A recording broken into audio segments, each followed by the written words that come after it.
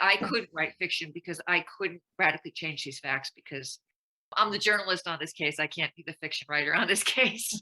For our listeners who aren't familiar with this case, can you give a brief synopsis?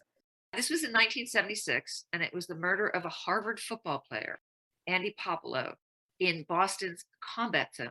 And the combat zone was Boston's red light district. It was 4-block area. It was very controversial. It was very wild in the height of the 70s. Police were corrupt and turning their gazes away to solicitations on the street through stopped cars. There were muggings, there were pickpocketing, there were murders. It was just a wild, wild time, and it had gotten out of hand. And just the week before this murder, to give you an idea how corrupt it was, incoming police chief had done a secret investigation on his own police force to show how corrupt it was so that he could get some power to change it. And this was a mob owned 40 to 50% of all the clubs. This was the time of Whitey Bulger. This was a really corrupt time. Several football teams in Boston had a annual ritual after they celebrated their last game, very formal dinner at the Harvard Club with Ethel Kennedy there to present an award in memory of her husband.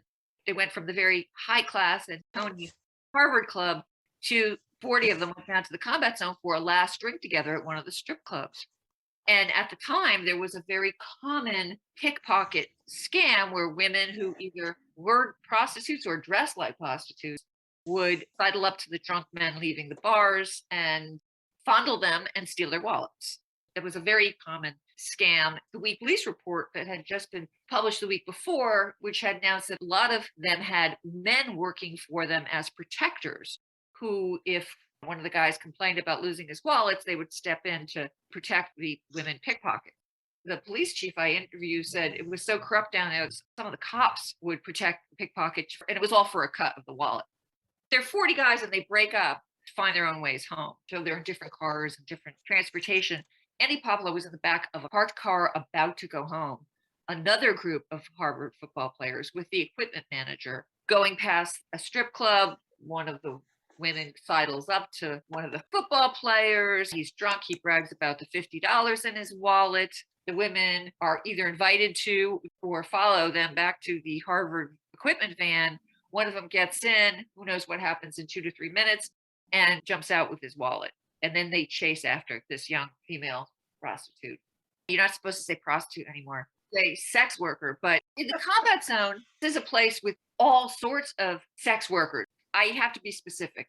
The term they used then was prostitute, so I use the term. These women weren't necessarily prostitutes, but they were identifying as prostitutes. They wanted the men to think they were prostitutes so they could get the wallet. These Harvard football players, they chase one of the prostitutes. They actually catch her. She falls. She says, I don't have the wallet. And then they let her go. And at that moment, a black guy comes up and punches one of the guys.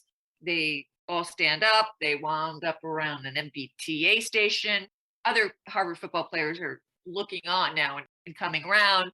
So there's maybe 8 Harvard football players surrounding one black guy. Another black guy comes, jumps over and stabs one of the football players in the abdomen. At this point, they know they're out of their league. Oh my God, they've got knives, and they run 2 blocks back to the Harvard van. They turn tail and they run. 3 black guys come after them.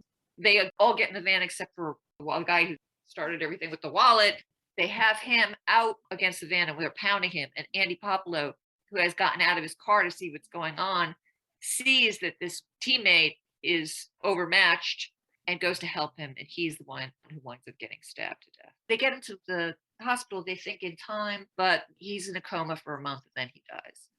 This is a huge story because it's 1976, which is an era where northern cities particularly are very poor at this time. It's hard to imagine because that's where so much wealth is these days, but they're very poor. And it's also before the internet and the VCR. So if you wanted to see porn, you had to go to a movie theater. They call it the age of porn. All these theaters are opening up in these northern cities. And the Supreme Court has said you can't censor it because they have the freedom of speech. So the cities can't do anything about it. And it's causing outrage all over the nation. Plus, there are snuff films. So it's an issue that's very big. It's 3 black guys getting arrested for stabbing 2 Harvard football players. 306 newspapers across the country and as far away as the Stars and Stripes in Japan cover this murder. It's a big deal. And for Boston, the press is nonstop. It's really not about the victim. It's about the combat zone because the whole city, it's been controversial for a while. Crime has been going up. Everybody wants to shut it down, including the Suffolk district attorney.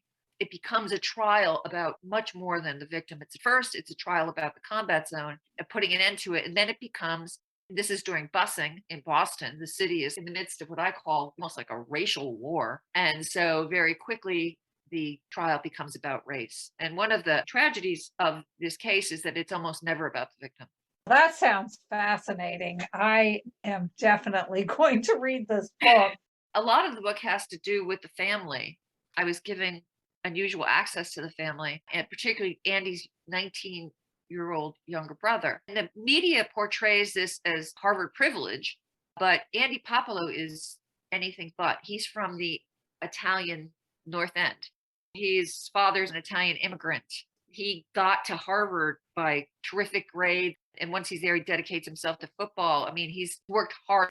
Boston at that time, it's very tribal. And the other sad thing about this is it becomes known as a very racist trial.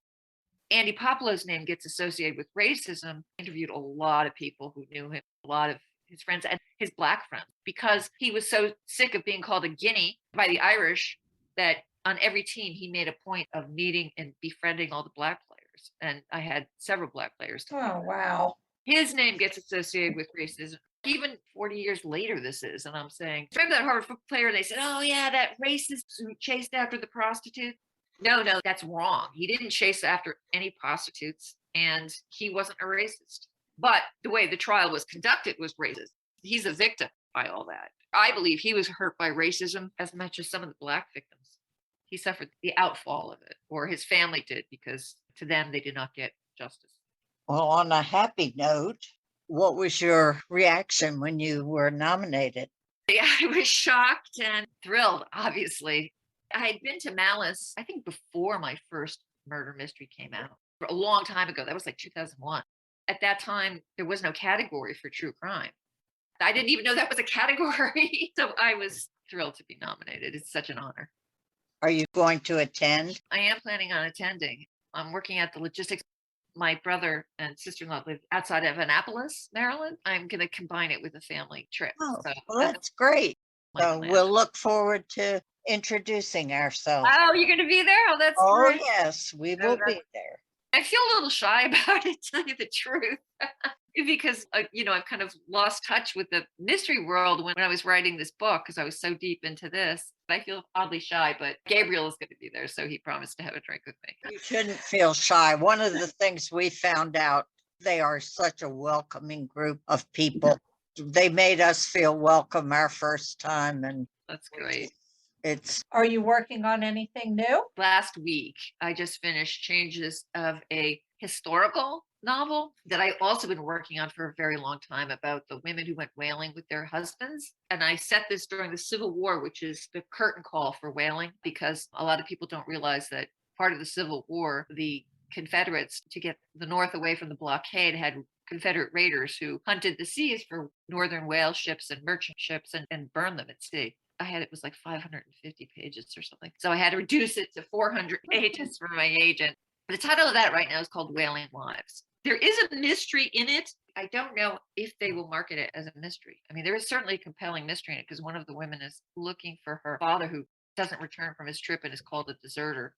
Well, we have a lot of fans of any kind of historical books, and we love them too. And they don't necessarily have to be a mystery for us to enjoy them. Oh, great. I write fiction and nonfiction, and I have to figure out what I want to do next.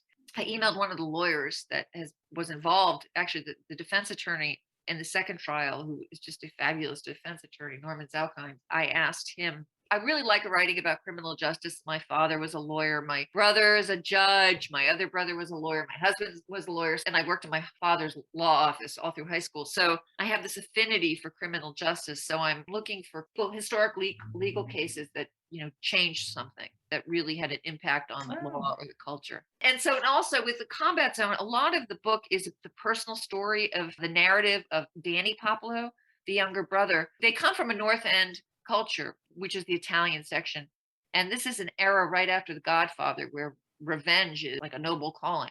In this particular case, I had like a reporter tell me that nobody thought this would actually go to the first trial because they were convinced that the mob would kill these three men in prison or have them killed in prison. Danny was also told frequently that mob would get them because this was, the prince of the North End had been the victim, and also because the way they shut down the combat zone, all those mob-owned businesses, money. So a lot of the story is how Danny comes to believe that it's his job to seek revenge, how he goes about trying to get that revenge, and what he learns. It's a very personal story along with the trial. And so I'm looking for another project that has those components, because I think it's really Danny's story that makes the book and makes it, suspenseful and readable. So, and also just very human. I'm looking for just the right historic case that I could write about next. Well, definitely keep us posted.